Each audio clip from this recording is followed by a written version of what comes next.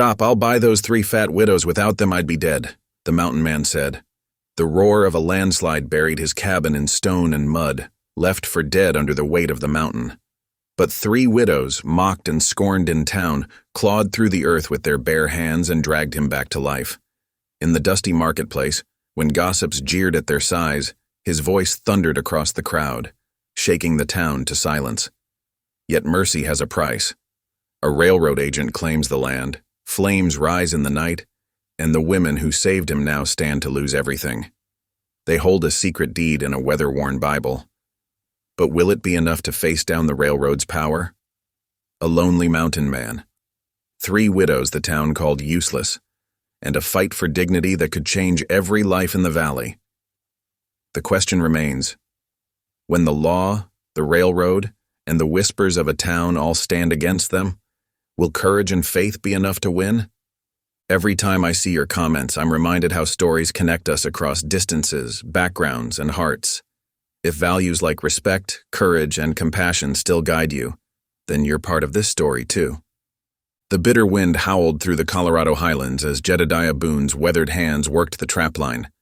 His fingers, rough as tree bark from years in the wilderness, moved with practiced ease despite the biting cold.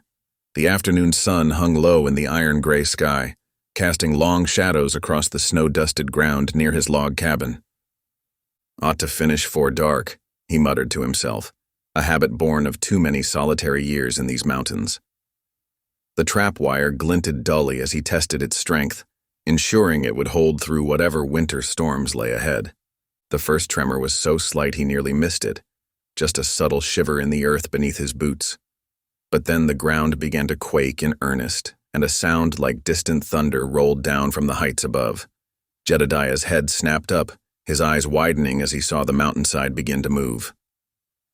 "Dear Lord in heaven," he breathed, watching in horror as rocks and earth broke free, gathering speed as they thundered down the slope. His survival instincts, honed by decades in the wilderness, screamed at him to run. He turned to flee, but the shifting earth threw him off balance.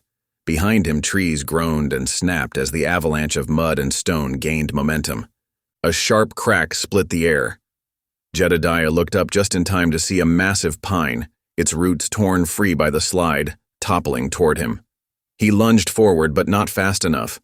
The trunk slammed him to the ground with crushing force, driving the air from his lungs. Pain exploded through his chest and legs as the weight of the tree pinned him firmly to the earth. Through tear-blurred eyes, he watched helplessly as the avalanche devoured his cabin. The rough-hewn logs that had sheltered him for so many years splintered like kindling under the relentless force of rock and mud. All around him, the world dissolved into chaos. The roar of falling earth, the crack of breaking timber, the choking cloud of dust that filled the air. So this is how it ends, he thought, struggling to draw breath beneath the crushing weight of the pine. The irony wasn't lost on him. After surviving decades of wilderness dangers, after outliving his beloved wife and child, he would die here, alone on his mountainside. His chest tightened with each labored breath, and dark spots danced at the edges of his vision. "Lord," he whispered through cracked lips, "I reckon I'm ready if you're calling." The cold began seeping into his bones, and he thought of Sarah and little Mary, waiting for him on the other side. Maybe it wouldn't be so bad joining them at last. But then, cutting through his fading consciousness, he heard something unexpected. Voices, high and urgent, calling out through the settling dust. At first he thought he must be dreaming, or perhaps these were angels come to escort him home. But no, these voices were decidedly earthly, accompanied by the sound of scrambling feet and labored breathing. "Over here, I see him!" The voice was feminine, thick with concern and determination. "Good Lord, he's trapped under that tree." Another woman's voice, deeper than the first. "Martha, Rebecca, grab hold here. We'll need all 3 of us to shift it." Through the haze of pain and dust, Jedediah made out 3 substantial figures climbing toward him, their skirts hiked up to allow faster movement over the treacherous ground. He recognized them vaguely, the Watson sisters, widows who lived on the outskirts of the nearest town. Folks called them the Fat Sisters behind their backs, though never within earshot of Jedediah, who had no patience for such meanness.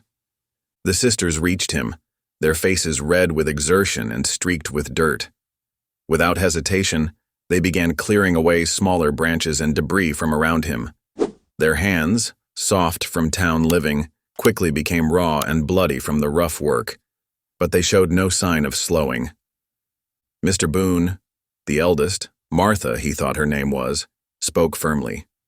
"We're going to get this tree off you, but you'll need to help us if you can. Are you able to push up at all when we lift?" Jedediah tried to nod, though he wasn't sure if the movement was visible. His voice came out as little more than a whisper. "I'll try." The sisters positioned themselves along the trunk of the fallen pine. Despite their size, which had made them objects of town ridicule, they moved with purpose and determination. Their faces showed no doubt, only fierce resolve. "Ready now," Martha commanded. "Rebecca, brace your shoulder there. Elizabeth, get lower. We'll need every bit of leverage. On my count. 1, 2, 3. With grunts of effort and whispered prayers, the three women threw their combined strength against the massive trunk. For a moment, nothing happened.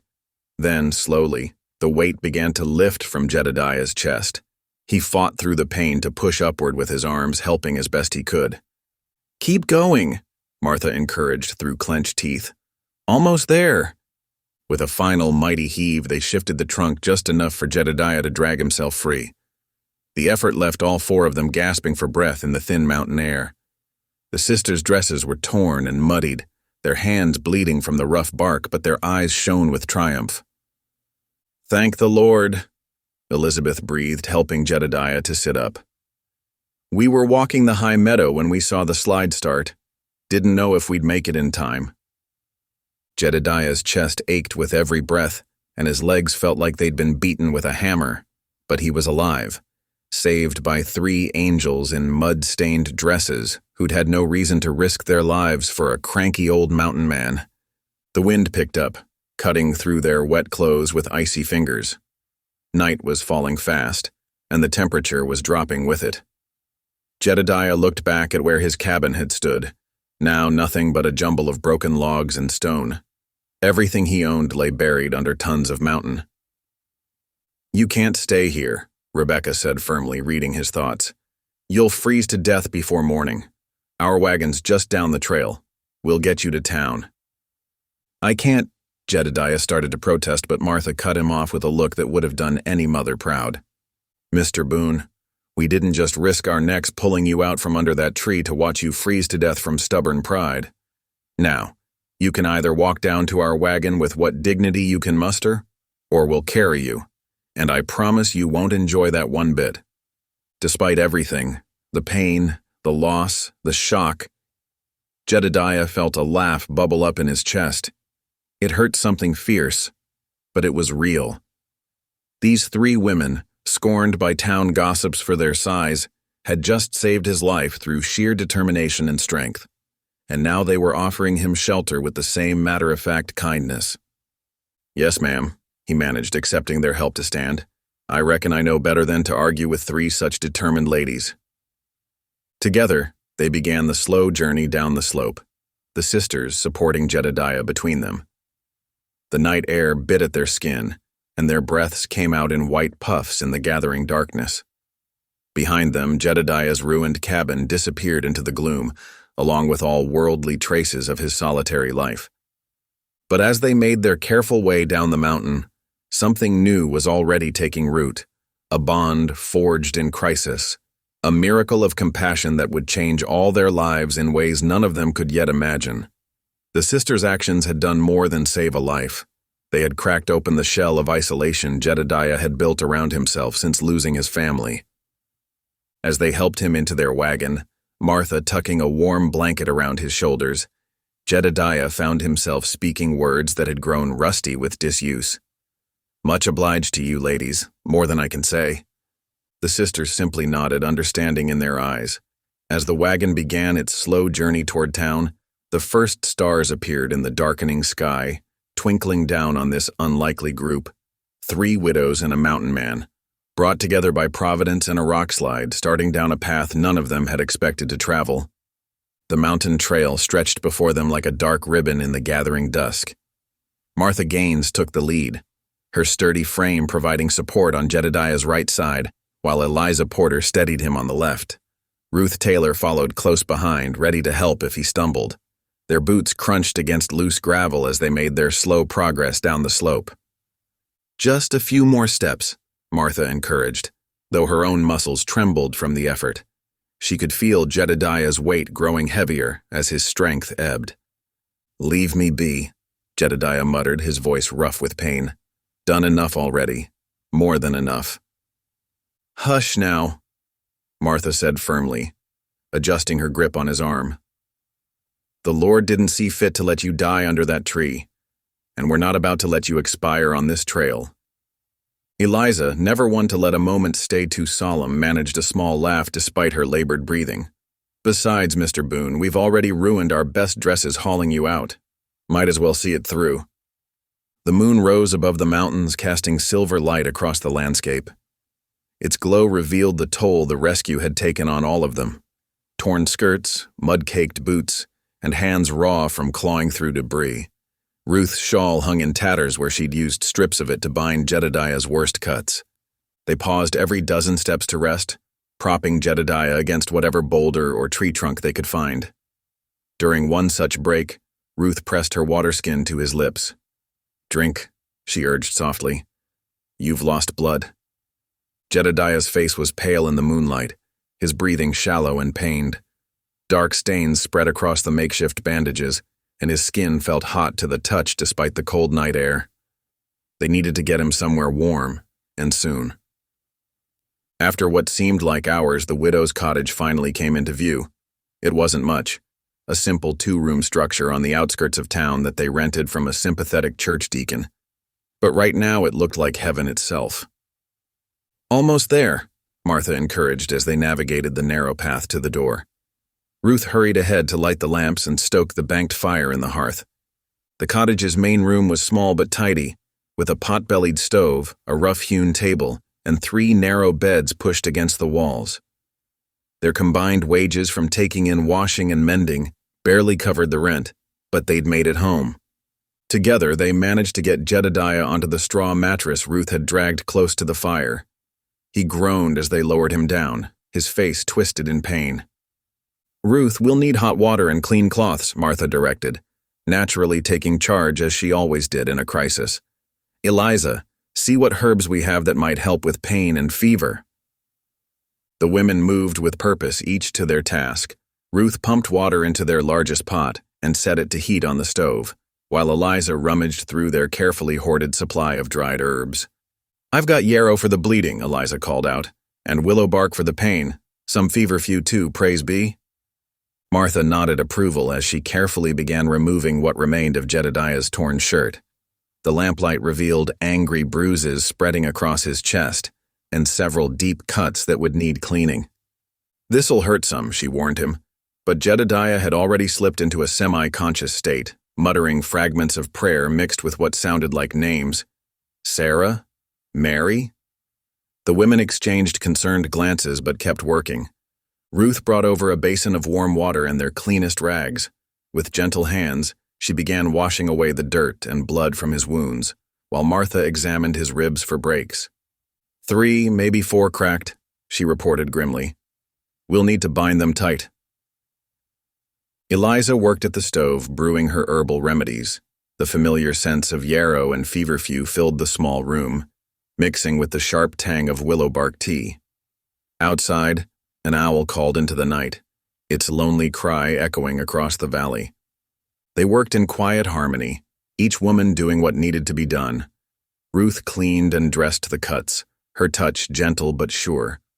Eliza prepared poultices and cooling compresses, while Martha bound Jedediah's ribs with strips torn from one of their precious spare sheets.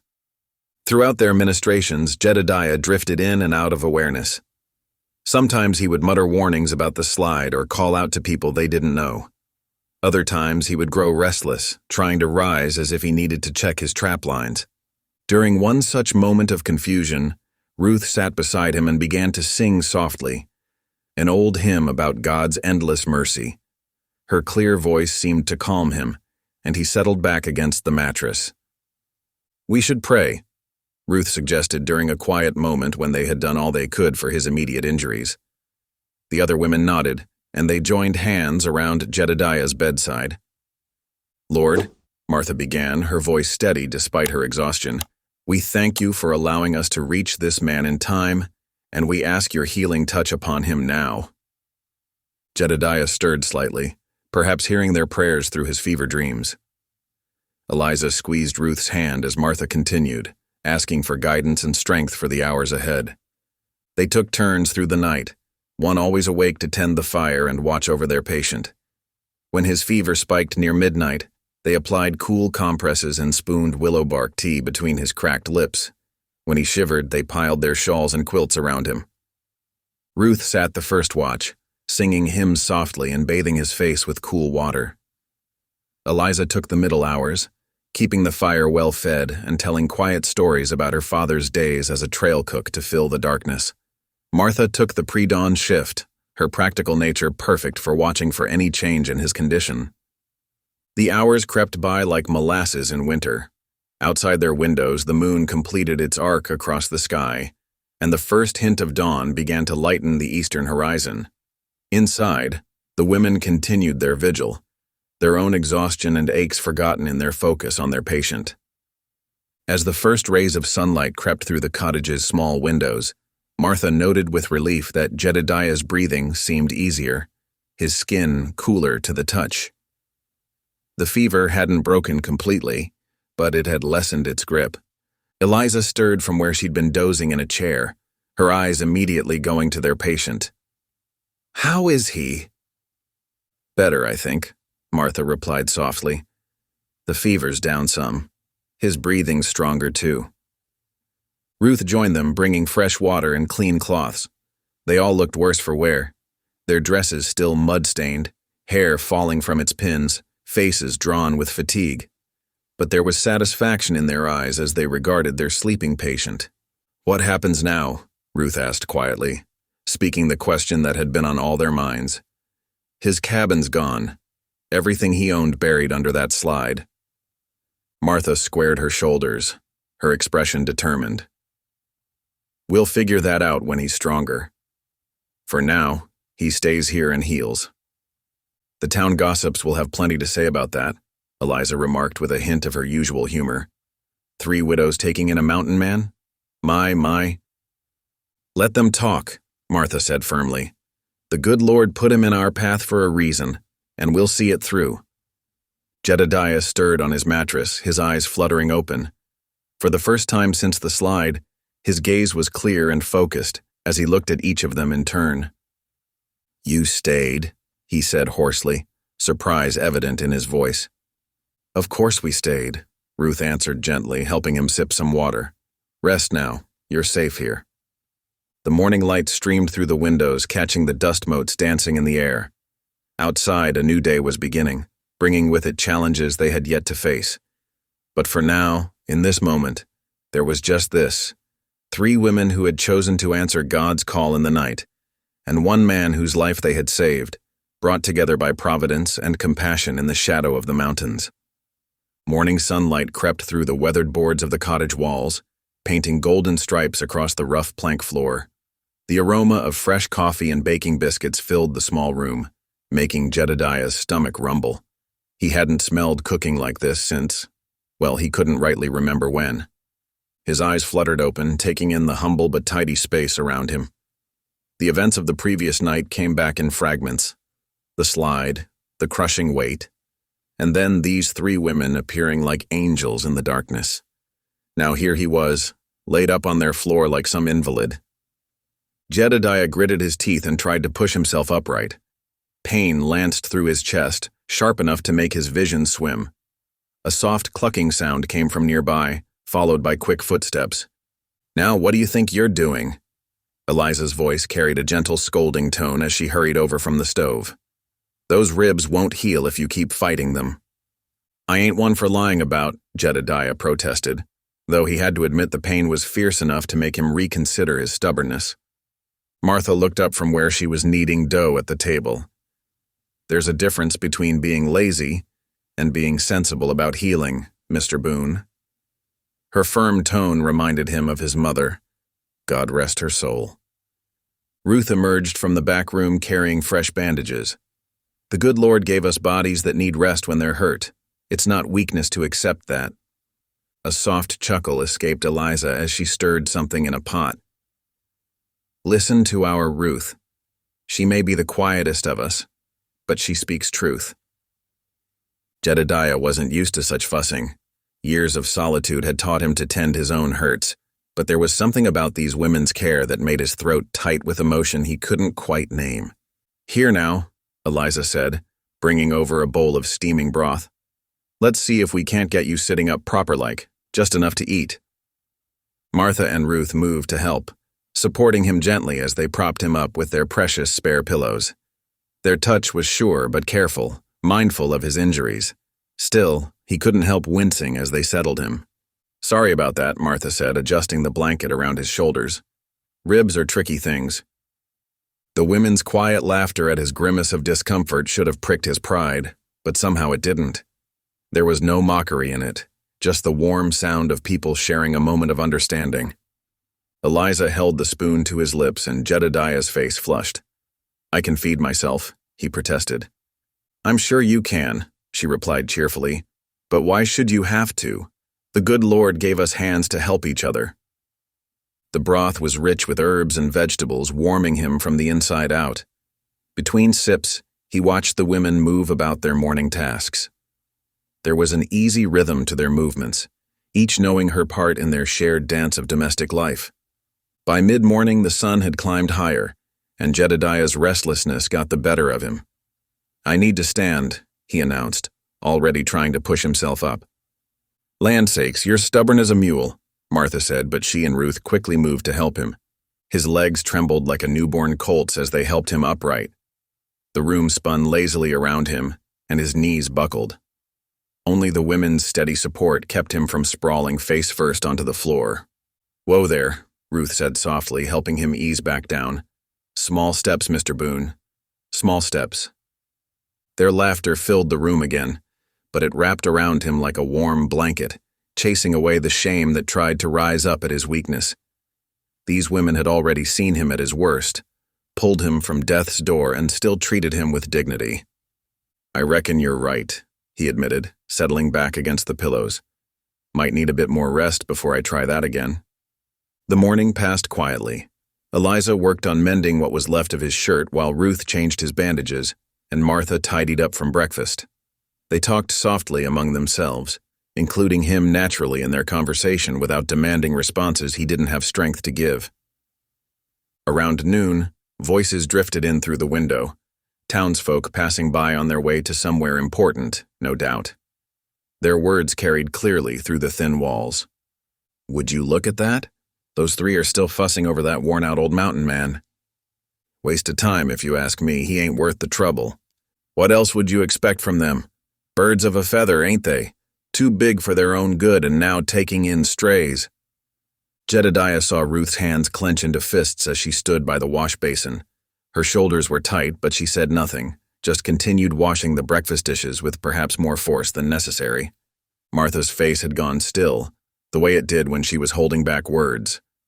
Eliza's needle moved faster through the fabric she was mending, her usual smile replaced by a tight-lipped expression.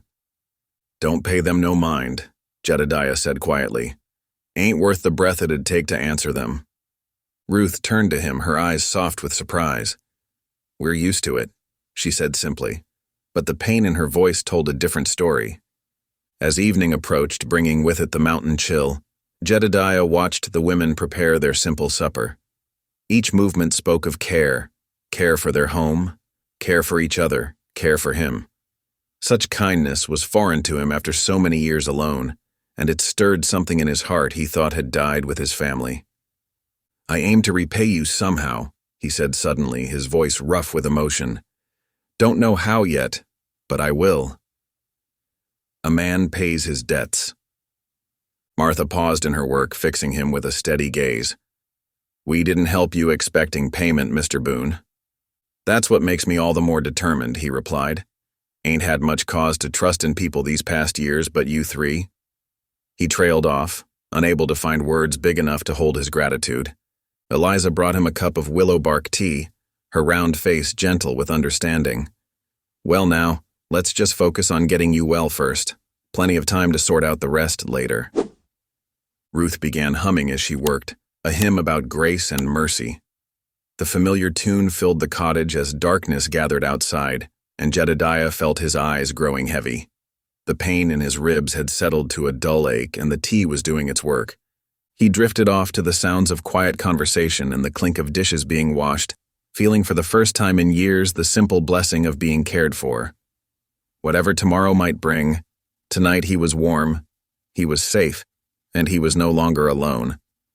The women continued their evening tasks around him, their movements gentle so as not to disturb his rest. Each one paused at some point to check on him, Ruth adjusting his blanket, Martha adding wood to the fire, Eliza setting a fresh cup of water within reach. Outside, the mountain wind whistled through the trees, carrying with it the promise of more winter weather to come. But inside the cottage, warmth and kindness held sway, creating a shelter that went far beyond mere walls and roof. 2 days of rest and careful nursing had done wonders for Jedediah's injuries. The morning sun filtered through the cottage windows as he gripped the sturdy walking stick Martha had found in their woodshed. His ribs still ached something fierce, but he could stand without the room spinning now. "Are you certain you're ready for this?" Eliza asked, adjusting her shawl.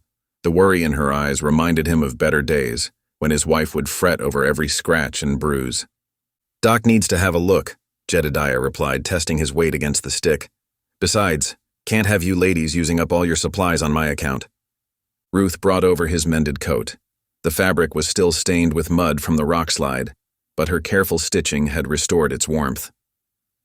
"The walk isn't short," she said quietly. "We'll take it slow." Martha emerged from the back room carrying a basket. "I've packed some bread and cheese in case we need to rest along the way." Her practical nature showed in every detail, from the extra bandages tucked into her pocket to the flask of water at her hip. The four of them set out, moving at a careful pace down the dirt road toward town. Jedediah's pride wanted him to stride ahead, but his body had other ideas. Each step sent twinges through his chest, and he found himself grateful for the women's steady presence beside him. They paused twice to rest, sharing the bread and cheese under the autumn sky. Despite his discomfort, Jedediah found himself appreciating the crisp mountain air and the way the sunlight caught the changing leaves. It had been too long since he'd walked with companions sharing simple conversation and comfortable silences. As they approached the town, the mood shifted.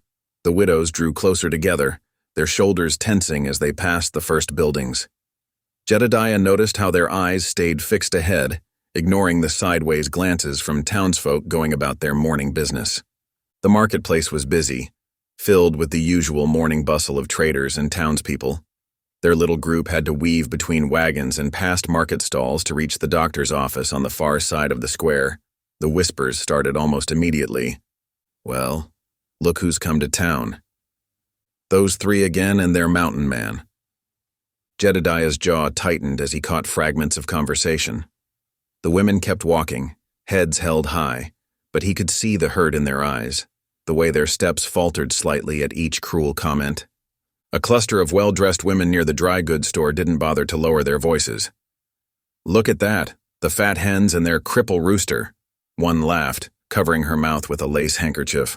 "What a sight they make." The marketplace rippled with poorly concealed laughter. Ruth's cheeks flamed red, while Martha's face went stone still. Eliza's usual smile vanished completely. Something snapped inside Jedediah. The pain in his ribs forgotten, he planted his walking stick firmly and turned to face the crowd. His voice, rough from years of mountain solitude, boomed across the square. "Stop." The sudden command froze everyone in place. Market day conversations died mid-word as all eyes turned toward him. "I'll buy those 3 fat widows," he declared, his voice carrying to every corner of the square. "Without them, I'd be dead where I lay." The silence that fell was absolute. Even the horses seemed to stop stamping their hooves. Jedediah took a step forward, his walking stick striking the packed earth like a judge's gavel. "You want to know what these women did? They climbed up that mountain in the dark, in the cold, while the rest of you sat warm by your fires. They dug through mud and rock with their bare hands to save a stranger's life." He swept his gaze across the crowd, meeting every eye that dared to look his way. "Their strength outmatches any man's I've known. When that rockslide buried me, when death had its teeth in my throat, these 3 women, these angels of mercy, they pulled me back to life." The widows stood frozen, their faces flushed with equal parts embarrassment and amazement. Never had anyone spoken up for them like this. "You mock their size?" Jedediah continued, his voice thick with emotion. "Thank God for every ounce of it. It took all 3 of them to lift that tree off my chest. Their strength saved my life. Their kindness restored my soul. And here you stand making sport of God's own mercy." A few people shifted uncomfortably, gazes dropping to the ground. Others still wore skeptical expressions, whispering behind their hands about foolish sentiment and strange notions. But Jedediah wasn't finished. "I've lived alone in these mountains for 15 years, seen bears show more kindness than some folk down here. These women, they took in a stranger, tended his wounds, shared their food and shelter without asking anything in return. And this is how you repay such Christian charity?" His words hung in the air like morning mist. In the silence that followed, something shifted in the marketplace. A few faces showed dawning shame. An older man removed his hat, nodding respectfully toward the widows. A young mother hushed her giggling children.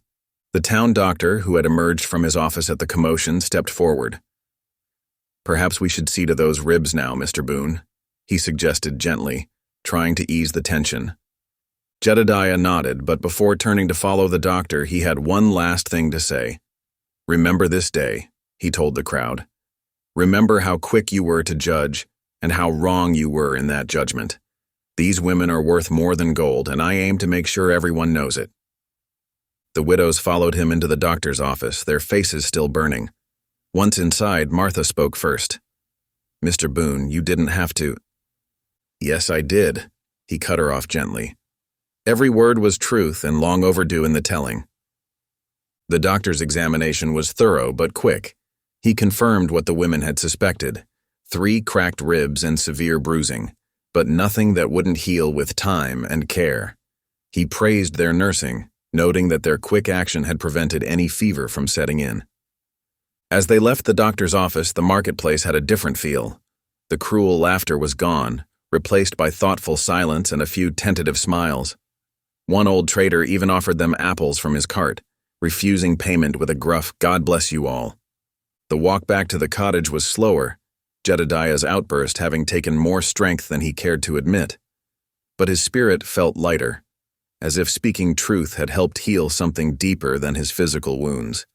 That evening, as they sat around the cottage's warm hearth, Jedediah cleared his throat. "Been thinking," he said slowly, watching the firelight play across the wooden floor. "Once I'm back on my feet proper, I'll need to rebuild my cabin." The women nodded, expecting him to talk about needing help with the work, but what he said next stunned them all into silence. "I want you 3 to come live with me once it's done." Ruth dropped her darning. Martha's spoon clattered against her bowl. Eliza's mouth fell open in surprise. "The land up there is good," he continued quickly before they could object. "Plenty of space for a garden, good water nearby. Could build it bigger than before. Proper rooms for everyone. You wouldn't have to pay rent to folks who don't value you right." "Mr. Boone," Martha began, but he held up his hand. "Just think on it," he said softly. "There's time yet before any decisions need making. But I mean what I say. You gave me back my life. Let me give you a proper home in return." The women exchanged glances, emotions playing across their faces: hope, uncertainty, wonder. The offer hung in the air between them, full of possibility. Outside, the mountain wind whispered through the trees, carrying the first hints of winter. Inside, the fire crackled warmly, its light touching each face in turn: the gruff mountain man and the 3 kind women who had saved him, bound together by providence and compassion in ways none of them could have imagined just days before. Morning sunlight painted the mountain slopes in shades of gold as Jedediah led the way up the familiar trail. His steps were slow but determined. one hand gripping his walking stick while the other rested on Martha's sturdy arm. Behind them, Eliza and Ruth followed, carrying baskets with food and tools. The path wound through stands of pine trees, their branches still heavy with melting snow from the rock slide. Every few minutes, the group paused to let Jedediah catch his breath, though he tried to hide his discomfort behind a gruff cough. "Almost there," he said, gesturing ahead with his stick. "Just around this bend." As they cleared the last turn, all four stopped short. The devastation spread before them like a wound in the mountainside. Where Jedediah's snug cabin had stood for 15 years, only splinters and broken logs remained. Mud and rock covered everything, with pieces of his life scattered across the slope. A bent cooking pot here, the remains of a chair there. A tangle of fallen pines lay across the clearing like giant matchsticks. "Oh, Lord, have mercy," Ruth whispered, her hand flying to her mouth. Martha's grip on Jedediah's arm tightened as she felt him sway slightly. His face had gone pale, eyes fixed on the ruins of his home. Everything he owned in the world lay buried under that mud and stone. But then he straightened, clearing his throat. "Well now," he said, his voice rough but steady. "No use standing here looking at what's lost." He pointed with his walking stick toward a flat stretch of ground just above the slide area. "There's good building land. Solid rock underneath, better drainage than the old spot." The women followed his gaze. The location he indicated was indeed promising, level enough for a foundation, with a natural windbreak of boulders on the north side. A spring-fed stream gurgled nearby, and the morning sun fell full across the clearing. "It's perfect," Eliza said softly. "Like the good Lord saved it just for this purpose." Without another word, Martha set down her basket and picked up an axe. "Well then," she said practically, "best get started clearing this mess." The others quickly joined in. Ruth and Eliza began gathering smaller debris while Martha tackled the fallen branches. Jedediah, frustrated by his inability to help with the heavy work, sat on a stump and sorted through recovered items, setting aside anything salvageable. As the morning wore on, their efforts began to show progress. A growing pile of usable lumber took shape, rescued from the tangle of broken trees. Martha's skill with an axe proved remarkable, each swing precise and powerful. Ruth discovered she had a talent for spotting buried tools and hardware, while Eliza organized their findings with methodical care. The sun climbed higher, and sweat dampened their clothes despite the mountain chill. They stopped only briefly to share bread and dried apples from their baskets, washing it down with cool spring water. Around midday, the first horsemen appeared on the trail. Two young ranchers riding fine paint horses reined in to watch the work. Their smirks were visible even at a distance. "Would you look at that?" one called to his companion, loud enough to carry clearly. "Fat women swinging axes." "Now I've seen everything." His friend laughed. "Reckon they'll eat more than they clear." Jedediah started to rise, anger flooding his face, but Martha laid a restraining hand on his shoulder. "Don't waste your breath," she said calmly. "We've heard worse." The riders moved on, their laughter floating back on the breeze. Throughout the afternoon, more passed by. Traders, trappers, even a few townspeople out for a ride. Most added their own mocking comments to the day's collection. Yet the work continued steadily. By the time purple shadows began creeping across the slope, they had cleared a significant area. Martha built a small fire, while Ruth set up their lean-to shelters, simple affairs of canvas and poles, but enough to keep off the night dew. Eliza stirred a pot of beans, adding salt pork and the last of their bread. The aroma drew them all close to the flames as darkness settled over the mountain. Stars began appearing overhead, bright and clear in the thin mountain air. "Never thought I'd be grateful for a rock slide," Jedediah said suddenly, breaking a comfortable silence. The women looked at him questioningly. "Brought me the first real family I've had since—" He stopped, swallowing hard. "Well, in a long time." Martha ladled beans into tin cups, passing them around. "Lord works in mysterious ways," she said softly. Their laughter came easily now, floating up toward the stars as they shared stories over their simple meal. Jedediah told tales of his trapping days, while the women spoke of their lives before widowhood. The mountain night wrapped around them like a blanket, peaceful and full of promise. They were just preparing to retire to their shelters when hoofbeats sounded on the trail. A rider emerged from the darkness, the beam of his bullseye lantern sweeping across their camp. He sat straight-backed on a sleek bay horse, his suit and hat marking him as no local man. "Evening, folks," he said, his tone carefully neutral. "Name's Harrison Wells, surveyor for the Denver and Rio Grande Railroad Company." He produced a leather folder, from which he extracted several official-looking papers. "This entire slope," he continued, "falls within the railroad's right-of-way. According to our surveys and land grants, you're trespassing on company property." The words fell like stones into their peaceful evening. Jedediah pushed himself to his feet, his face darkening with fury. "Trespassing?" he growled. "I've lived on this mountain 15 years. This is my land." The surveyor's voice remained calm, almost bored. "Do you have papers proving ownership, sir?" "Papers?" Jedediah's fists clenched at his sides. "My blood and sweat are in this ground. My wife and child are buried up there." He pointed toward a stand of aspens on the ridge. "That's all the proof I need." "I'm afraid the law disagrees," Wells said. "The railroad's claim supersedes any squatter's rights. You'll need to vacate the property immediately."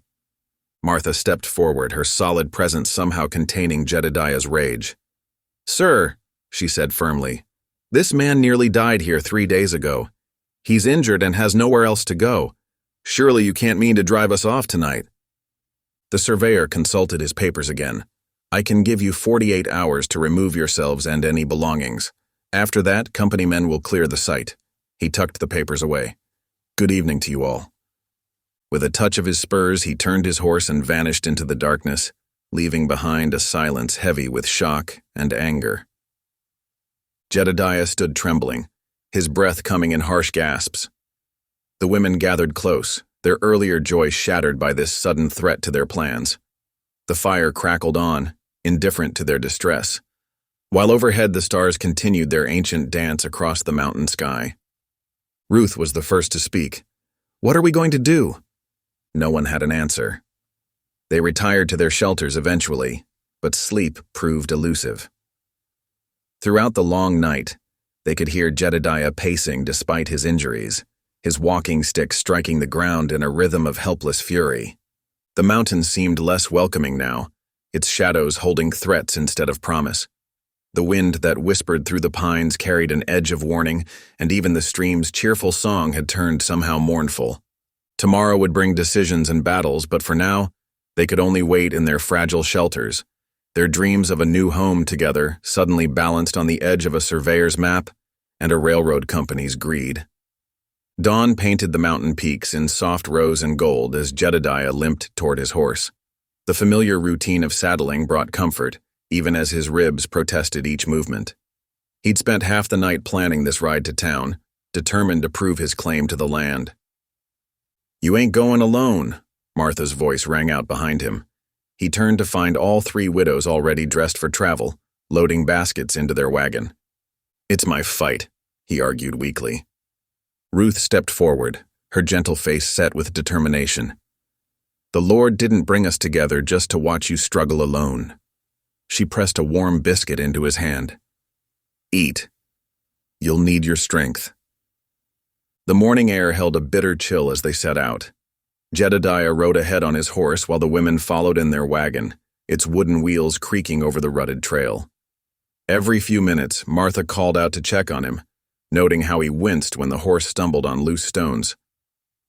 "Should have waited another day to heal," Eliza muttered, but they all knew time was precious. The railroad surveyor's 48-hour deadline hung over them like a storm cloud. The sun climbed higher as they wound down the mountain. Ruth led them in hymns to pass the time, her clear voice lifting above the wagon's rattle. Even Jedediah found himself humming along, though he'd long since forgotten most of the words. "Amazing Grace, how sweet the sound," floated across the morning air, providing some balm to their worried hearts. They stopped briefly at a stream crossing to rest the horses and share a simple meal of bread and dried apple slices. Jedediah's face had grown pale with pain, but he waved off their concerns. "Just need to see this through," he said, checking his saddlebags where he kept what documents he possessed. Got to be something in the county records to prove my claim. The town appeared in the valley below just as the church bell struck 11 o'clock. Already the streets bustled with morning traffic, farmers' wagons, merchants' carts, and the occasional fine carriage of wealthy traders. More than a few heads turned to watch their odd group pass by. "Look who's come to town," a woman's voice carried clearly from the mercantile porch, the mountain man and his fat guardians. Ruth's shoulders stiffened, but she kept her eyes forward. Martha clicked to the horses, urging them past the whispers and pointing fingers. The county clerk's office occupied a narrow brick building next to the courthouse. Its windows needed washing, and the wooden steps creaked ominously under their feet. Inside, dust motes danced in shafts of sunlight, and the air smelled of old paper and ink. Behind a high desk sat Mr. Peterson, the clerk, a thin man with wire-rimmed spectacles and ink-stained fingers. He looked up from his ledger with obvious irritation at being disturbed. "Mr. Boone," he said flatly, "what brings you down from your mountain?" Jedediah straightened despite his pain.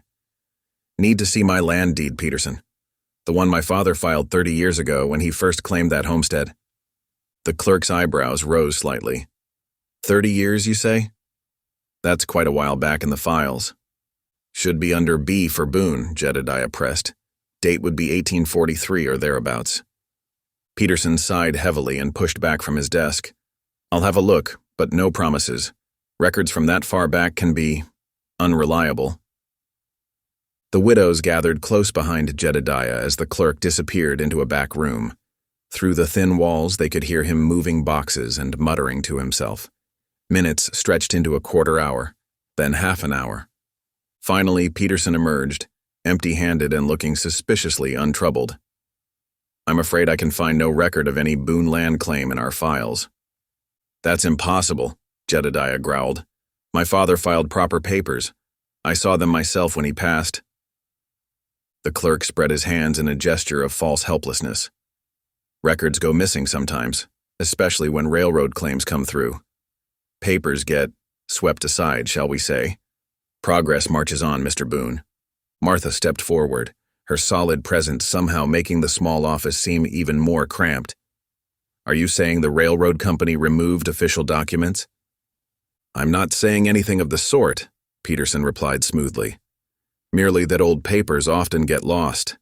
Without proper documentation, any prior claim becomes difficult to prove." Jedediah's hands clenched into fists. The pain in his ribs seemed to pulse with his rising anger. "This ain't right, and you know it, Peterson. That land's been Boone property since before you were born. Now, Mr. Boone," the clerk's voice took on a warning tone, "let's not make accusations we might regret. The railroad's claims are perfectly legal and properly filed." He patted a thick leather folder on his desk. "Right here, in fact. All signed and sealed by the territorial governor himself." Ruth touched Jedediah's arm gently. "Remember what the good book says about anger," she murmured. "The Lord's justice moves slower than man's, but it never fails." The mountain man's shoulders slumped slightly. "Ain't much comfort right now, Ruth." "Perhaps," Peterson suggested with false sympathy, "you should consider the railroad's offer of compensation. They're being quite generous with displaced settlers." "Generous?" Jedediah spat the word. "That land holds my whole life. My wife and child are buried there." His voice broke slightly. "You can't put a price on sacred ground." The clerk merely shrugged and returned to his ledger, clearly dismissing them. Outside, the sun had passed its peak, and long shadows stretched across the street. Jedediah leaned heavily against a hitching post, exhaustion evident in every line of his body. "We'll find another way," Martha said firmly, helping him mount his horse. "This ain't over yet." The ride back to the widow's cottage seemed twice as long as the morning journey. Jedediah's pain had grown worse, and even Ruth's hymns couldn't lift their spirits. The sun was setting by the time they arrived, painting the mountain in shades of purple and gold that would normally have brought joy to their hearts. Inside the cottage, Eliza built up the fire while Martha prepared a simple supper of beans and cornbread. Ruth tended to Jedediah's ribs, which had grown swollen and bruised from the day's riding. "What about your personal papers?" she asked as she applied a fresh poultice. "Surely you must have something among your belongings." Jedediah nodded slowly. "Might be. Had a tin box of documents in the cabin before the slide. If it survived." "Then we'll search for it tomorrow," Martha declared, setting bowls of hot food before them. "Every scrap of paper, every corner of that rubble. Something's bound to turn up." They ate in thoughtful silence, each contemplating the task ahead. The railroad surveyor's deadline would expire the next afternoon, but they tried not to dwell on that fact. Later, as Jedediah settled into his bed by the fire, Ruth's voice rose soft in prayer. "Lord, guide us to what we seek. Your justice may move slow as molasses in winter, but it flows sure and sweet in the end." "Amen," the others murmured. Through the window, stars wheeled above the mountain peaks, unchanging and eternal. Somewhere up there, beneath those same stars, lay the ruins of Jedediah's cabin, and perhaps, if God was merciful, the proof they needed to save his land. Sleep came slowly that night, but with it came dreams of hope. Tomorrow they would return to the mountain, to search through the wreckage of one life for the keys to save another. As consciousness faded, Jedediah found himself humming Ruth's hymn from that morning. "Amazing grace, how sweet the sound that saved a wretch like me." Dawn painted the Colorado mountains in shades of pink and gold as Jedediah and the widows made their way up the steep trail to his ruined cabin. The morning air held a crisp bite, carrying the scent of pine and recently disturbed earth. Their boots crunched on frost-covered ground, and their breath formed small clouds in the cold mountain air. Martha led the way, her strong hands gripping a shovel. Eliza followed with a pick, while Ruth carried baskets for gathering anything salvageable. Jedediah brought up the rear, moving slowly but steadily, his ribs still tender from the rock slide. "Lord, have mercy," Eliza whispered as they crested the rise. The destruction looked even worse in the clear morning light. Splintered logs lay scattered like giant matchsticks across the slope.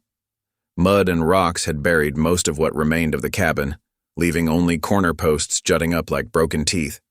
A thin stream of water trickled through the debris, evidence of the spring that had loosened the earth above. "Where do we start?" Ruth asked softly, setting down her baskets. Jedediah pointed to what remained of the cabin's eastern wall. Had a chest there, built into the corner, kept important papers inside. They spread out across the wreckage, working methodically. Martha's shovel bit into the mud with determined strokes, while Eliza used the pick to break apart larger chunks of debris. Ruth sifted carefully through smaller items, setting aside anything that might be saved. The morning wore on. The sun climbed higher, warming their backs as they worked. Sweat mingled with dirt on their faces despite the cool air. Every so often, someone would call out upon finding something recognizable. "Here's your coffee pot," Martha announced, holding up the dented tin vessel. "Still has the handle." Eliza uncovered a stack of waterlogged books, their pages swollen and stuck together. She laid them carefully in one of Ruth's baskets to dry. "Shame about these. Some fine reading here." A glint of metal caught Martha's eye. She dug deeper, eventually pulling free a rust-spotted rifle. "This might clean up decent," she said, checking the barrel for damage. Jedediah nodded distractedly, more focused on searching for his documents. His hands trembled slightly as he shifted through broken boards and mud. The pain in his ribs had begun to throb again, but he refused to rest. Near midday, Ruth's voice rang out with excitement. "Oh, look here!" She stood knee-deep in debris, holding something dark and leather-bound. As she brushed away clumps of mud, the others gathered around. In her hands lay a scorched family Bible, its covers warped by water, but still intact. "My mother's Bible," Jedediah breathed, reaching for it with reverent hands. Ruth carefully opened the heavy book, its spine crackling.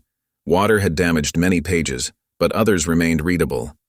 As she turned to Psalms, something slipped from between the pages, a folded piece of yellowed parchment protected by the Bible's thick pages. Jedediah's hands shook as he unfolded it. The ink had faded but remained legible, a land deed, dated 1843, bearing his father's name and the official territorial seal. Tears sprang to his eyes as he stared at the document. "This is it," he whispered hoarsely. "This proves everything." Martha squeezed his shoulder while Eliza wiped her own eyes with her sleeve. Ruth began humming Amazing Grace softly, the tune carrying on the mountain air. "The Lord provides," she said simply. They gathered their findings and made a small camp near the ruins. Eliza produced cornbread from her basket, sharing it around as they rested their tired bodies. The afternoon sun slanted through the trees, casting long shadows across the debris field. Jedediah placed the Bible carefully on a nearby stump, the deed still tucked safely inside. "This here's our lifeline," he declared, his voice stronger than it had been all day. "With this, we can prove my claim predates any railroad survey." Martha nodded firmly. "We'll take it to Judge Wilson first thing tomorrow. He's stern, but fair. He'll have to recognize your right to the land." "The good book protected your proof all this time," Ruth added. "Surely that's a sign of God's favor."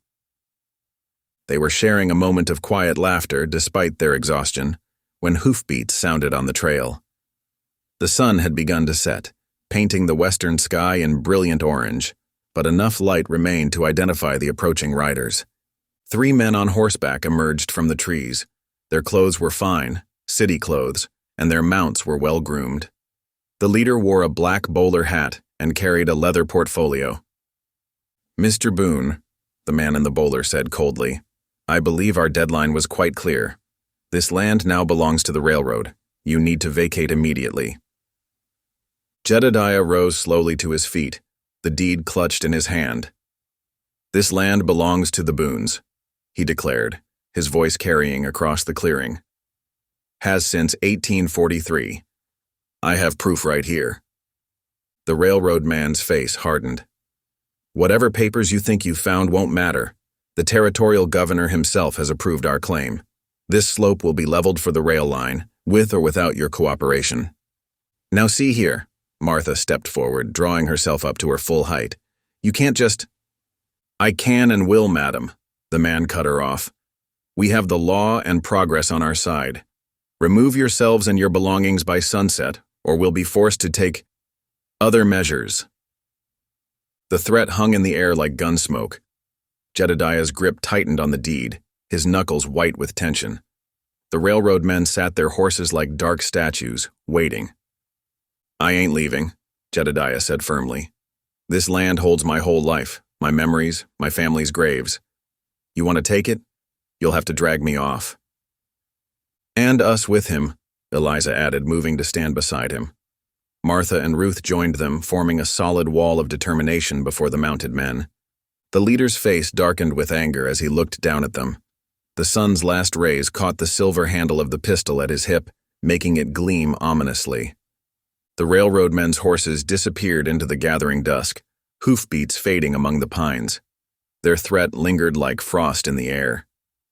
Jedediah's hand trembled slightly as he tucked the precious deed back into the Bible's pages. "We'd best prepare for trouble," Martha said quietly, scanning the darkening tree line. Those weren't idle threats. Thunder rumbled in the distance as they hurried to secure what they could.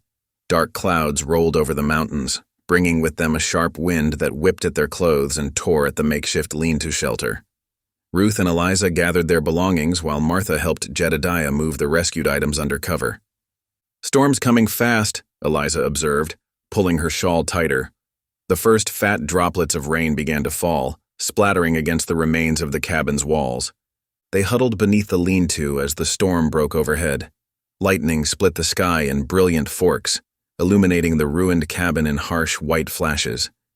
Thunder boomed through the valley, so loud it seemed to shake the very ground. The cooking fire sputtered and threatened to die under the onslaught. "We can't let it go out," Ruth said, scrambling to protect the precious flames. "It's our only heat." The widows worked together, using their skirts to shield the fire while Jedediah held a piece of tin roofing over their heads. Rain drove in sideways, soaking them despite their efforts. Each time the fire dimmed, they coaxed it back with dry kindling from their protected supply.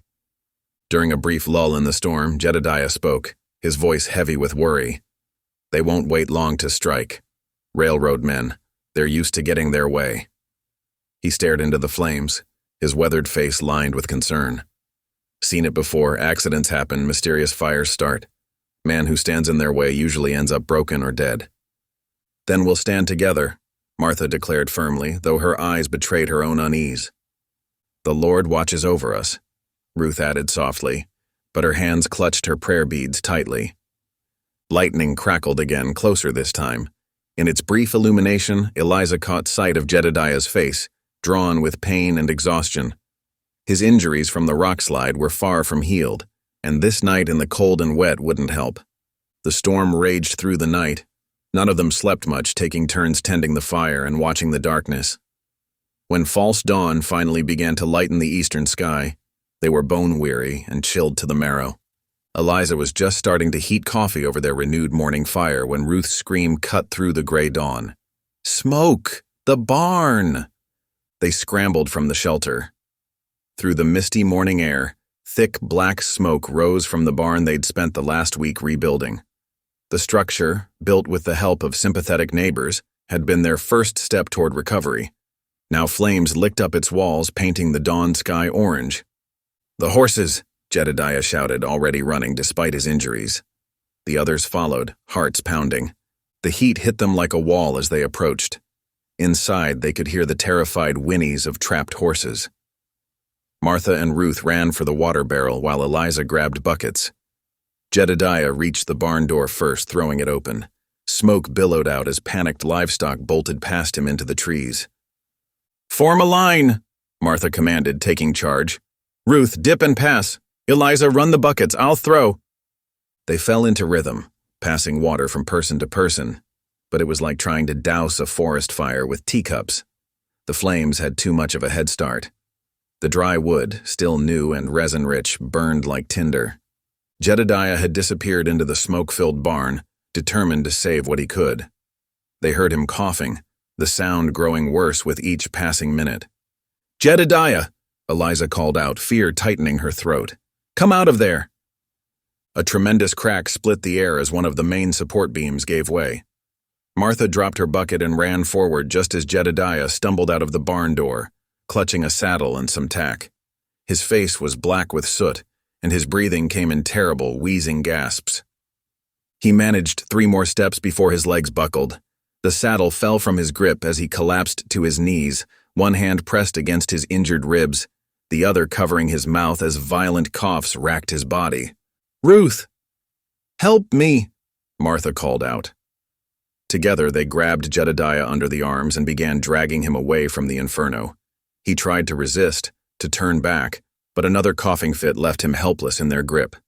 Behind them, the barn's roof caved in with a deafening crash. Sparks and burning debris shot skyward as the whole structure collapsed in on itself. The heat was so intense they could feel it on their backs as they retreated. They didn't stop until they reached the relative safety of the lean-to. Jedediah's skin had taken on a frightening grayish cast, and his breathing was shallow and labored. Each intake of air seemed to cause him pain, and the coughing wouldn't stop. "Lay him flat," Ruth instructed, her voice tight with worry. She pressed her ear to his chest, listening to the terrible wheeze of his lungs. The smoke, and his ribs weren't properly healed yet. Eliza knelt beside them, tears cutting clean tracks through the soot on her face. She took Jedediah's hand, alarmed at how cold and clammy it felt. "After everything, after we pulled him from death's door once already," her voice broke. "Dear Lord, don't let us lose him now." Martha stood at the edge of the shelter, watching the barn burn down to ashes. Her face was set in grim lines, hands clenched into fists at her sides. "This was no accident," she said, voice hard with anger. "They meant to send a message." "What do we do?" Ruth asked, still tending to Jedediah. She had torn strips from her petticoat to make a cool compress for his forehead. "We fight," Martha answered firmly. "We take this to court, to the papers, to anyone who will listen." She turned back to look at their small group, Jedediah struggling for each breath, Ruth trying to ease his suffering, Eliza weeping quietly as she held his hand. "They think because we're different, because we're women, because we're large, because we're widows. that will be easy to bully. They're about to learn different. The morning sun finally broke through the clouds, shining down on the smoking ruins of the barn. In the distance, they could hear their scattered livestock calling to each other in the woods. Jedediah's breathing remained labored, each gasp a battle. Eliza wiped her eyes with her free hand, straightening her shoulders. Martha's right. We didn't dig this man out of a rock slide just to let him be driven off his land. She squeezed Jedediah's hand gently. You hear that, you stubborn old mountain man? We're not giving up. Not on the land and not on you. Ruth began to hum softly as she tended to him, an old hymn about perseverance through trials. One by one, the other women joined in, their voices rising with the smoke into the morning sky. They had saved Jedediah once before. Now they would have to do it again and save his land in the bargain. The remains of the barn smoldered behind them, a stark reminder of what they were up against. But as they sat together in their makeshift shelter, watching over their injured friend, their determination only grew stronger. The railroad men had meant to break their spirit. Instead, they had forged it into steel. The morning after the barn burning dawned gray and cheerless. Smoke still rose in thin wisps from the blackened ruins, a bitter reminder of the railroad men's cruelty. Inside the lean-to shelter, Jedediah tossed fitfully on his makeshift bed, his breathing ragged and shallow. Martha pressed a cool cloth to his burning forehead, her usually steady hands trembling slightly. His fever's getting worse, she murmured to Eliza, who stirred a pot of broth over their small cooking fire. We need to get more of this into him, Eliza responded, lifting the ladle to test the temperature. He's barely taken more than a few spoonfuls since yesterday. Her normally cheerful face was drawn with worry as she watched Jedediah's labored breathing. Ruth returned from gathering fresh water, her skirts damp from the morning dew. I found some feverfew growing near the creek, she said, holding up a handful of the medicinal herbs. If we can make him take a tea of this, it might help bring down the fever. The morning crept by slowly as they tended to their patient. Jedediah drifted in and out of consciousness, sometimes muttering about the fire, other times calling out to his long-dead wife. Each time he coughed, the sound seemed to tear at his chest, leaving him gasping and weak. Around midday, the sound of horses approaching drew Martha to the edge of their shelter. A group of townspeople were passing by, heading up to their summer grazing lands. They slowed their mounts to stare at the devastation, the smoking ruins of the barn, the scorched earth around it, the hastily constructed lean-to where the widows had made their stand. Ain't natural, one woman whispered loudly to her companion. Those fat hens brought nothing but trouble since they laid hands on him. Mark my words, they've cursed the poor man. Should have left him be, another agreed. Now look, his barn's gone, his livestock scattered, and him at death's door again. It's God's judgment, plain as day. Martha's hands clenched into fists at her sides, but she held her tongue. Behind her, she could hear Ruth's sharp intake of breath at the cruel words, and Eliza's quiet murmur of comfort. The riders moved on, but their words lingered like the smoke in the air. Martha turned back to find Ruth wiping tears from her eyes as she crushed the feverfew leaves with shaking hands. Don't you listen to them, Eliza said firmly, though her own voice wavered. They don't know the first thing about God's judgment. But what if they're right, Ruth whispered. What if we've only made things worse for him? Maybe if we'd never— Stop that right now, Martha cut in, her voice stern but gentle. We did what was right. The Lord put us on that mountain that day for a reason, and he ain't finished with us yet. Jedediah stirred on his pallet, another coughing fit racking his frame. They rushed to help him sit up, supporting his shoulders until the spasm passed. His skin burned beneath their hands, and his eyes, when they opened, were glazed with fever. The afternoon wore on, bringing with it more passers-by and more whispered judgments. The widows worked steadily, trying to shut out the hostile stares and mumbled accusations. They coaxed spoonfuls of broth between Jedediah's cracked lips, bathed his face and chest with cool water, and prayed silently over his restless form. As evening approached, the temperature dropped, and a chill wind began to blow down from the mountains. Ruth lit the oil lamp, its warm glow creating a small circle of comfort in the gathering darkness. She watched the flame dance for a long moment, then straightened her shoulders with sudden purpose. "Sisters," she said softly but firmly, "come pray with me." Martha looked up from where she was banking the cooking fire for the night. Eliza paused in her gentle stroking of Jedediah's hand. They saw the determination in Ruth's face and moved to join her near the lamp. Ruth's voice trembled but grew stronger as she spoke. "The Lord delivered Jedediah from death once before, when that rock slide should have taken him. He brought us to him that day for a purpose." She reached out to clasp Martha's and Eliza's hands. "God will not forsake us now." "Amen," Martha whispered, squeezing Ruth's hand. "He is our refuge and strength," Ruth continued, her quiet voice carrying clearly in the evening stillness. "A very present help in trouble. Therefore we will not fear, though the earth be removed, and though the mountains be carried into the midst of the sea." Eliza wiped at her eyes with her free hand, but her voice was steady as she joined in. "Though the waters thereof roar and be troubled, though the mountains shake with the swelling thereof." The familiar words of the psalm wrapped around them like a warm blanket. Martha felt some of the day's tension begin to ease from her shoulders as they prayed together, their voices rising and falling in the lamplight. Ruth led them through more prayers, for healing, for protection, for guidance. As they prayed, a peace settled over their little shelter. Even Jedediah's breathing seemed to ease somewhat, becoming less labored. When the last amen faded into the night air, they remained sitting together, drawing strength from each other's presence. The lamp flickered, casting their shadows large against the shelter's walls. 3 women, different in many ways but united in purpose and faith. Eliza was the first to move, reaching out to check Jedediah's forehead. "The fever's not quite so hot," she reported, hope creeping into her voice. "The feverfew tea might be helping." Martha stood and stretched her tired muscles. "We should try to get some rest. Tomorrow will bring its own trials." "But we'll face them together," Ruth added softly, carefully trimming the lamp wick. They settled into their usual routine, one staying awake to watch over Jedediah while the others tried to sleep. The night wind whispered through the trees, carrying away the last traces of smoke from the ruined barn. In the distance, a lone coyote called, its cry echoing off the mountainsides. Eliza took the first watch, sitting close to Jedediah's bedside. His hand lay limp in hers, but she thought she felt a slight squeeze when she whispered, "You're not alone in this fight, you stubborn old bear. We're right here with you." The lamp burned steady through the night, a beacon of hope in the darkness.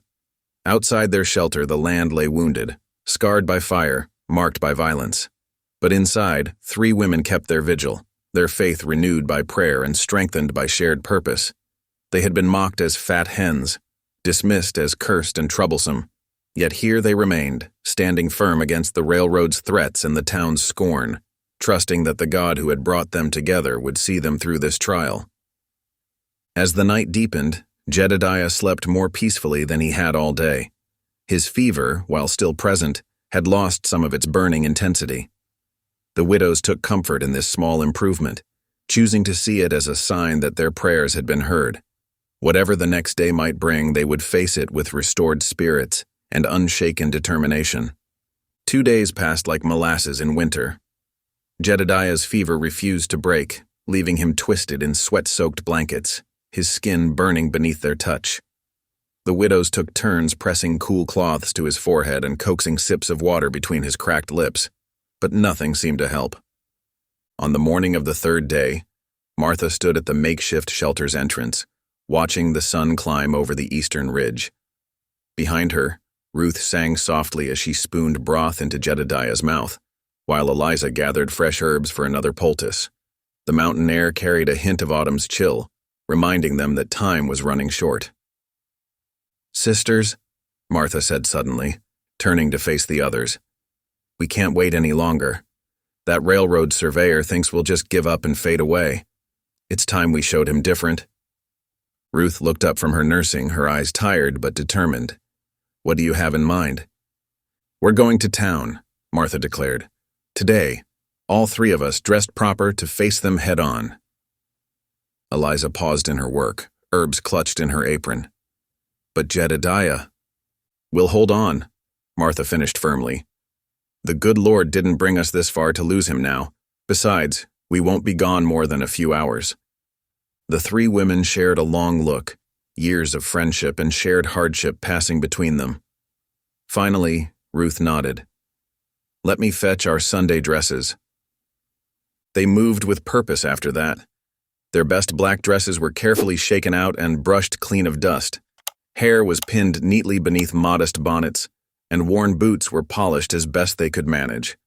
Martha tucked the precious deed inside her reticule, handling the yellowed paper like it was spun gold. Before leaving, they made Jedediah as comfortable as possible. Fresh water and medicine were placed within easy reach, though he barely stirred as they worked around him. Ruth bent to adjust his blanket one last time, whispering a prayer over his fevered form. The wagon creaked as they climbed aboard, Martha taking the reins while Eliza and Ruth settled on either side of her on the worn wooden seat. The morning sun cast long shadows as they started down the mountain trail, the horses' hooves raising small clouds of dust with each step. Other wagons and riders passed them on the road to town, most averting their eyes or offering only the coldest of nods. The widows held their heads high, though their hands trembled slightly in their laps. They had faced worse than stares and whispers before. The railroad office occupied what had once been the town's finest house, its fresh paint and polished windows standing in stark contrast to the weathered buildings around it. Martha pulled the wagon to a stop before the white picket fence that surrounded the property. For a moment, none of them moved. "Remember what Jedediah said that day in the marketplace," Ruth said softly, "about how our strength outmatches any man's?" Eliza squared her shoulders. He was right about that. They descended from the wagon with dignity, straightening their skirts and adjusting their bonnets. Several townsfolk stopped to watch as they marched up the path to the office door, their boots clicking against the wooden steps in unison. Inside, the office was cool and dim after the morning sunshine. A young clerk looked up from his desk, his expression shifting from bored to startled as he took in the three black-clad figures before him. "We're here to see Mr. Harrison," Martha announced, naming the railroad surveyor. "It's about the Boone property claim." The clerk stammered something about checking, but before he could rise, a door opened at the back of the room. Thomas Harrison stepped out, his expensive suit and gold watch chain marking him as clearly as a brand on cattle. He stopped short at the sight of them, his face darkening. "Well, well," he drawled, "if it isn't the three fat hens come to cluck about their rooster's troubles." Martha's spine stiffened, but her voice remained steady. "We've come about the land deed, Mr. Harrison." She withdrew the document from her reticule, holding it out. "This proves Jedediah Boone's rightful claim to that mountain property." Harrison barely glanced at the paper. "That old scrap? Probably forged, like half the claims in this territory. Besides, what business do three widows have, meddling in land matters?" "We have every business." Ruth stepped forward, her quiet voice carrying clearly in the hushed office. "That man you're trying to drive off? We saved his life when the mountain came down. We dug him out with these hands." She held up her work-roughened fingers. "We carried him to safety when he couldn't walk. We've nursed him through fever twice now, while you and yours burned down his barn and scattered his stock." The room had grown very still. Through the open door, they could hear other townsfolk gathering, drawn by the confrontation. "You call us useless women," Ruth continued, her voice growing stronger. "You mock our size and say we cling to a broken man's dream. But I ask you this, what have you built here? What lives have you saved? What good have you done beyond lining your own pockets?" Harrison's face had grown red with anger. "Now, see here." "No, you see here," Martha cut in, stepping up beside Ruth. The deed remained extended in her steady hand. "This paper is legitimate, filed with the territory office 20 years ago. You can try to bury it in bureaucracy, but the truth will come out. And when it does, people will remember how the railroad treated a sick man and three widows who only wanted to live honest and free." Murmurs rose from the growing crowd at the door. The clerk had abandoned any pretense of work, watching the scene with wide eyes. Even Harrison seemed taken aback by their united front. Eliza moved to flank her sisters, completing their line. "We may be fat," she said clearly, "but we're strong enough to stand against bullies and thieves. The good Lord put us on that mountain that day for a reason, and we aim to see his purpose through." A voice called from the doorway, "They're right." Heads turned to see old Mrs. Peterson, who ran the general store. "I saw them myself, hauling that poor man down the mountain that night. Never seen such determination in all my days." "And they've worked beside him every day since," added another townsperson, "clearing debris, rebuilding." "While we just watched and gossiped," someone else finished shamefully. Harrison's eyes darted between the widows and the crowd, calculation replacing anger in his expression. Finally, he reached for the deed, examining it with exaggerated care. "Well," he said slowly, "this will need to be verified, of course. The railroad has certain procedures." "Then verify it," Martha replied firmly. "But know this, we're not going anywhere. That mountain's been Jedediah's home for 20 years, and now it's ours too. We'll defend it with everything we have." They turned as one and walked out, their skirts brushing the floorboards in perfect synchronization. The crowd parted to let them pass, faces showing new respect where there had been only scorn before. As they climbed back into their wagon, they could hear the buzz of conversation rising behind them. Not mockery now, but something closer to admiration.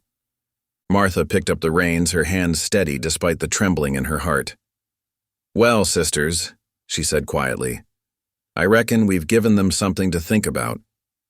"More than that," Ruth replied, dabbing at her eyes with a handkerchief. "We've shown them who we really are." They drove home slowly, the morning sun now high overhead.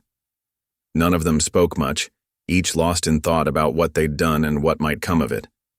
But there was a new steadiness in their spines, a quiet pride that had nothing to do with land deeds or railroad claims.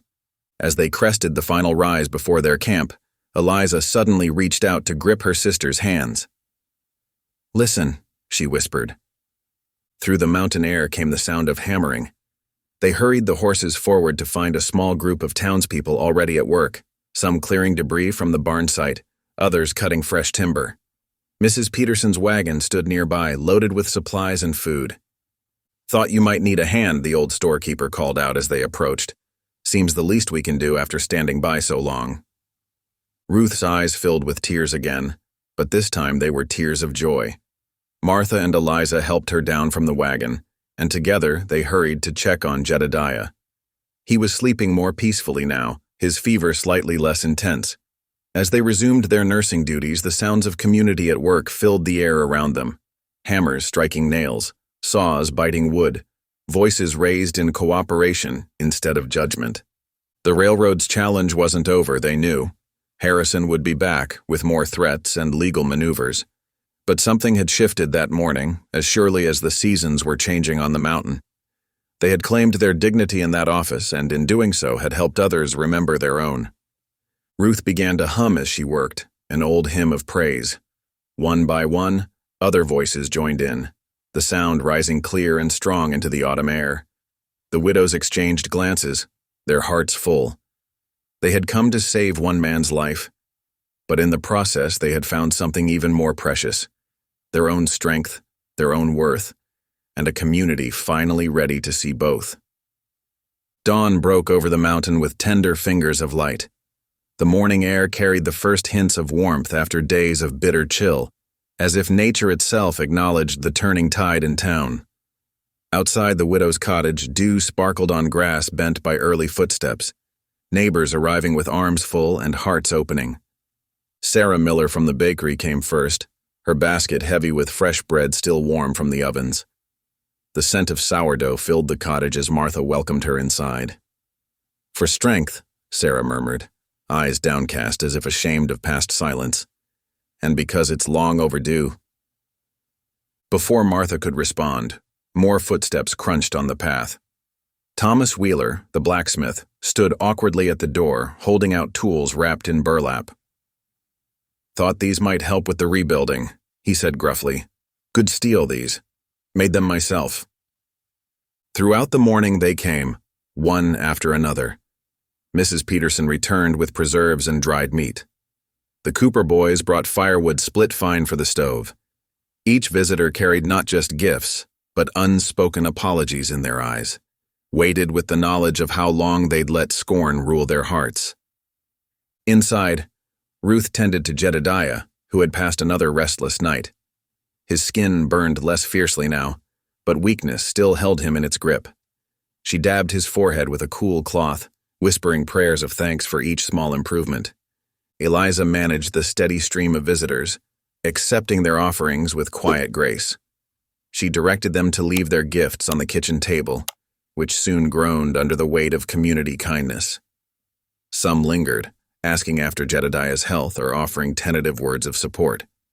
Near mid-morning, Reverend Samuel Matthews arrived, his collar stark white against his black coat.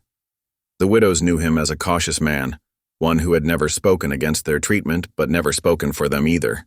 Today, something different showed in his bearing. "Sisters," he said, removing his hat as he entered. "I've been doing some hard thinking these past days, about justice and what the good book truly asks of us." He paused, looking each woman in the eye. "I want to help. That railroad surveyor may have money and influence, but he doesn't have truth on his side. I'm willing to testify about what I've seen. Your character, your care for Mr. Boone, the legitimate nature of his claim." Martha's hands trembled as she poured him a cup of coffee. "That's mighty kind of you, Reverend. But aren't you worried about repercussions? The railroad has many friends in high places." The preacher's smile held a touch of steel. "Perhaps it's time some of us worried more about the friends we have in the highest place of all. I've watched you 3 women live your faith while the rest of us just talked about it. That ends now." As the morning wore on, the cottage filled with the low murmur of conversation and the clinking of cups. Children peered through windows, no longer jeering but curious. Their mothers shooed them away, but gently now, with understanding in their eyes. Just past noon, Ruth's cry of joy brought everyone running. "His fever's broken. Come quick." They gathered around Jedediah's bed, where his eyes had finally opened clear and aware. His voice came as a whisper, but every word carried through the hushed room. "You carried me," he said, looking at each of the widows in turn. "Carried me farther than any man ever had. First from the mountain, then through the fever. Reckon I owe you more than one life now." "Hush," Martha scolded gently, but tears sparkled in her eyes. "You just rest and get strong. There's work ahead, but you're not facing it alone anymore." As afternoon shadows lengthened, word spread through town that a meeting would be held at the church. The widows carefully helped Jedediah sit up, propped with pillows, before they prepared to leave. He insisted on them going, saying this fight belonged to them as much as him now. The church bell tolled sweet and clear in the evening air as people gathered. Lamplight glowed through the windows, casting long shadows on the grass. Inside, the wooden pews filled quickly. The widows sat together, the deed secure in Martha's reticule, watching faces both friendly and uncertain in the flickering light. Reverend Matthews stood before his congregation, his voice carrying to the rafters. "We are here tonight to discuss matters of justice and community, to examine our hearts and determine what kind of town we truly want to be." The discussion that followed revealed the deep divisions the railroad had created. Shopkeepers spoke of dependency on railroad business. Farmers worried about shipping their crops. But others, growing bolder, questioned the cost of such prosperity. "They burned a man's barn," old Jim Tucker declared, rising shakily to his feet. "A sick man's barn with livestock inside.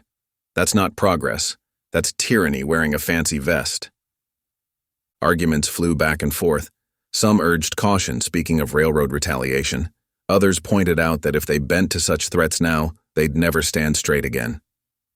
Through it all, the widows sat quietly, their presence a testament to courage that needed no words. Mrs. Peterson stood to speak, her usually quiet voice firm. "I've lived here 40 years, seen this town grow from nothing. But I never felt smaller than when we stood by watching those 3 women do what we all should have done. They showed us what community means, not just living side by side, but standing together when it matters." The meeting continued as night deepened outside the church windows. No firm decisions were reached, but something had shifted in the air. The widows could feel it as they listened, the slow awakening of conscience, the stirring of resolve. Finally, Reverend Matthews called for a closing prayer. As heads bowed, his words rang with new purpose. Lord, grant us wisdom for the days ahead. Give us strength to stand for what's right, even when the cost is high. And thank you for sending us teachers of courage wrapped in packages we were too blind to see. The widows clutched hands in their pew, the deed pressed between their palms like a promise. They knew the real battle still lay ahead, depositions to file, testimonies to give, legal wheels to turn. The railroad would not yield easily to 3 widows and a mountain man, even with a town's support. But looking around at the faces emerging from prayer, some determined, some troubled, all changed, they felt hope rise like bread dough in summer heat. The very air seemed charged with possibility, as if God himself had struck a match in the darkness. As they prepared to leave, neighbors stopped to touch their shoulders, offer words of encouragement, promise help with rebuilding. The quiet support felt more precious than any loud declarations. They had lived so long with mockery that kindness brought tears to their eyes. Walking home under stars bright as judgment, they spoke little. The deed rustled in Martha's bag, a reminder of all they had to lose, and all they had already won. Tomorrow would bring its own battles. Tonight was for gathering strength, like the first deep breath before lifting a heavy load. They found Jedediah awake, anxiously awaiting news. His color was better, though weakness still shadowed his eyes. As they described the meeting, hope and worry chased across his face. "Reckon we've stirred up quite a hornet's nest," he said finally. "Railroad won't take this lying down." "Then they'd best get used to standing up," Ruth replied, her quiet voice firm. "Because that's exactly what we plan to do." The cottage settled into nighttime rhythms, banking the fire, checking Jedediah's fever, laying out plans for tomorrow. Outside, crickets sang their eternal song, untroubled by human concerns. The mountain stood dark against star-scattered sky, solid as truth, enduring as faith. Tomorrow would bring its challenges, legal papers to file, testimonies to prepare, a community's resolve to test. But tonight, in this small cottage, hope burned as steady as the lamp in the window, lighting the way home for anyone brave enough to follow. The county courthouse buzzed with tension on that crisp autumn morning. Every wooden bench groaned under the weight of spectators, and people lined the walls 3 deep. Dust motes danced in the sunbeams that streamed through tall windows, catching on the polished buttons of the railroad men's fine suits. Jedediah sat straight-backed despite his lingering weakness, the widows flanking him like guardian angels in their best black dresses. Martha clutched the family Bible in her lap, its leather worn smooth by generations of faithful hands. The railroad's lawyer, Mr. Harrison, rose with a flourish of his silk vest. His voice dripped with contempt as he addressed Judge Peterson. "Your Honor, we face here a peculiar situation. 3." He paused, lips curling. "Substantial women who have taken it upon themselves to champion the confused claims of an aging mountain man. Perhaps their maternal instincts have overcome their reason." Titters arose from the railroad men's corner. Ruth's fingers tightened on her handkerchief, but her chin remained high. "These hysterical females," Harrison continued, pacing before the bench, "would have us believe their emotional attachment to Mr. Boone supersedes the railroad's legal right to progress. They wave a questionable deed and spin tales of rescue, as if such sentiment could override proper documentation." Eliza's face flushed red, but Martha laid a steadying hand on her arm. They had weathered worse than fancy words and sneers.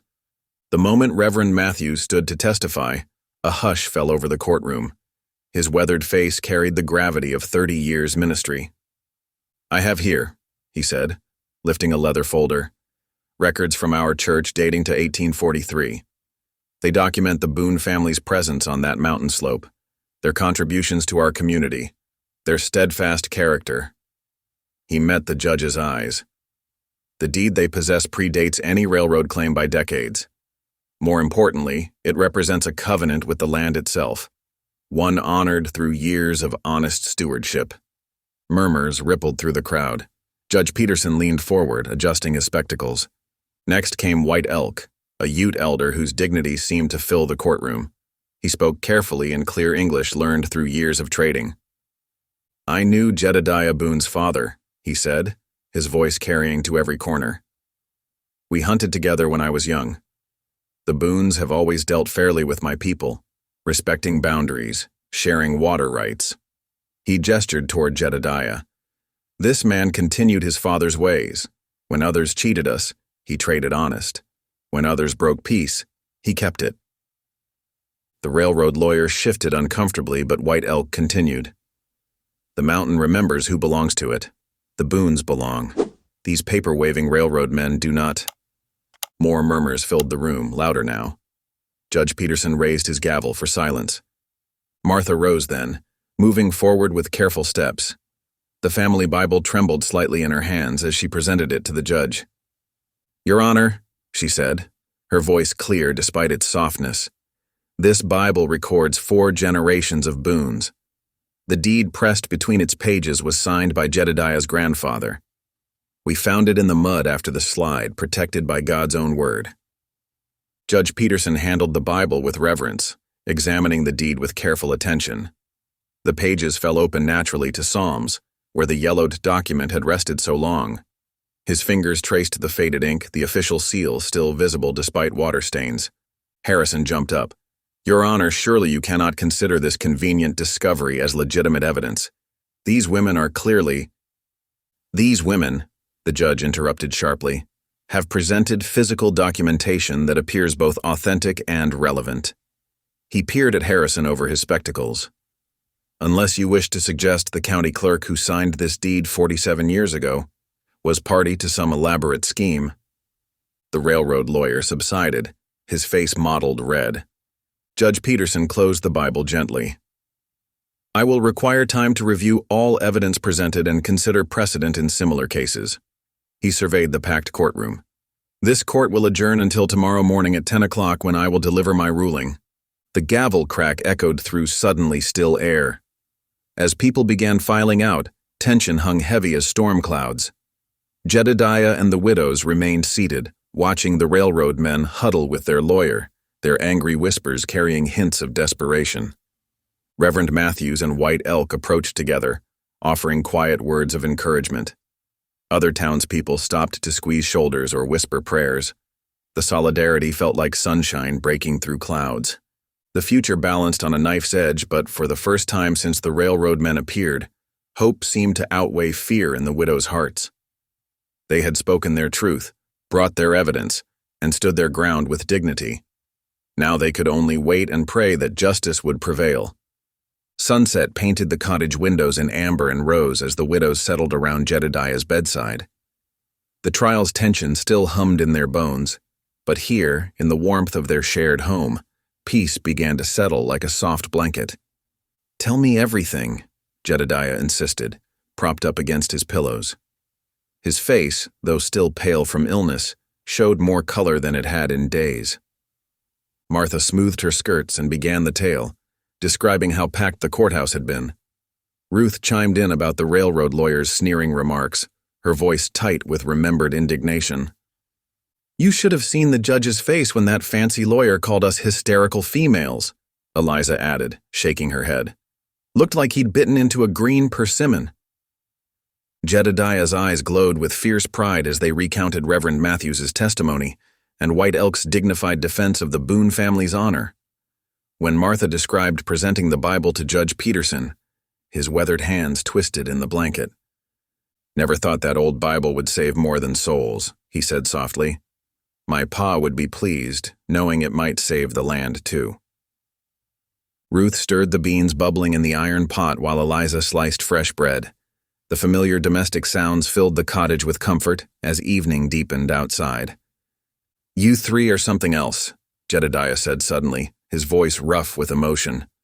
"All my years in these mountains, I figured being alone was my fate after losing Sarah and the baby. Reckoned I deserved the loneliness." He paused, swallowing hard. "But God had other plans when he sent you to dig me out that day.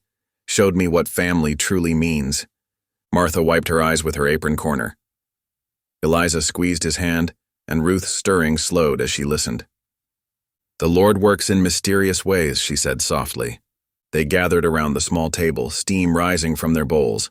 The simple supper of beans and bread tasted better than any feast, seasoned with shared purpose and care.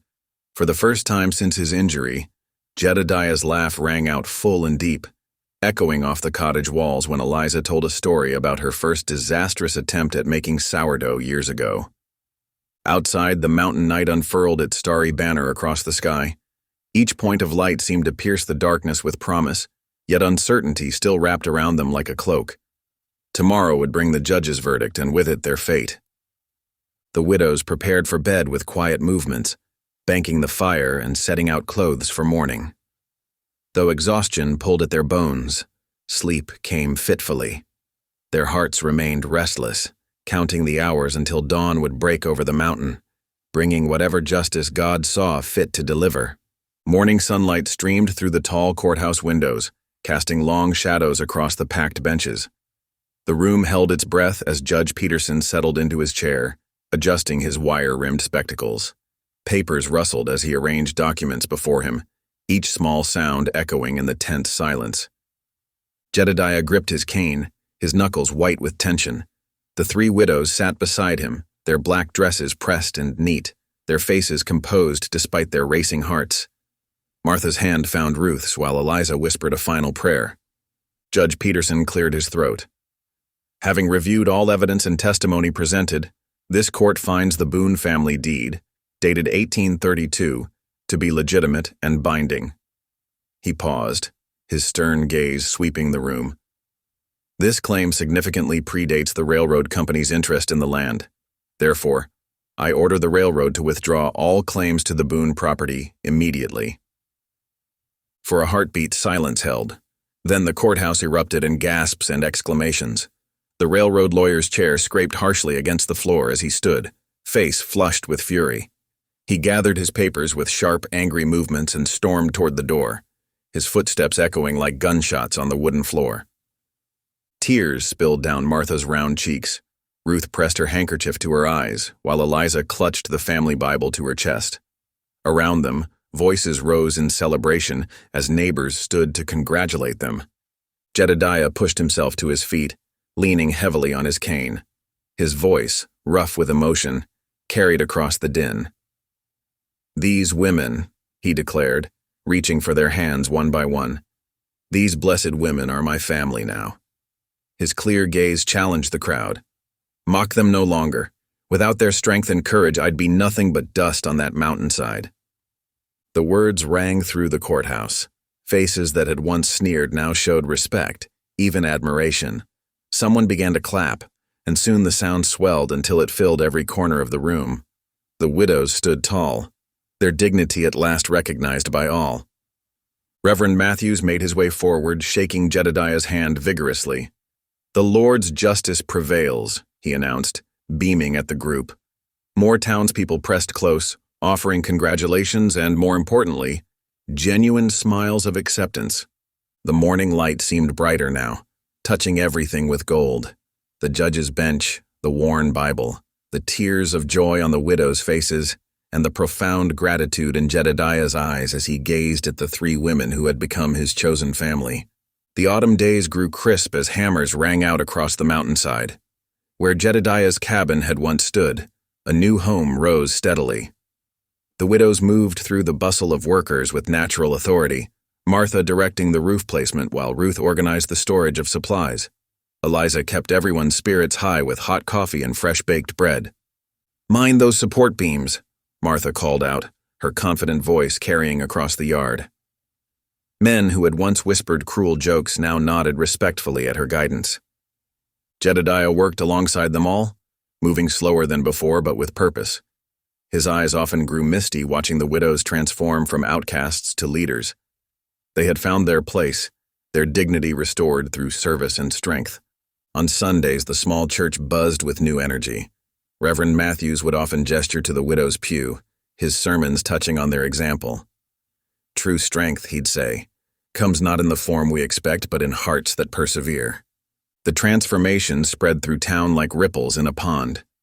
Women who had turned away now sought the widow's counsel on preserving vegetables and managing households. Children no longer pointed or giggled but waved cheerfully. Even the gruffest old-timers tipped their hats in greeting. Each nail driven, each meal shared proved their worth beyond doubt.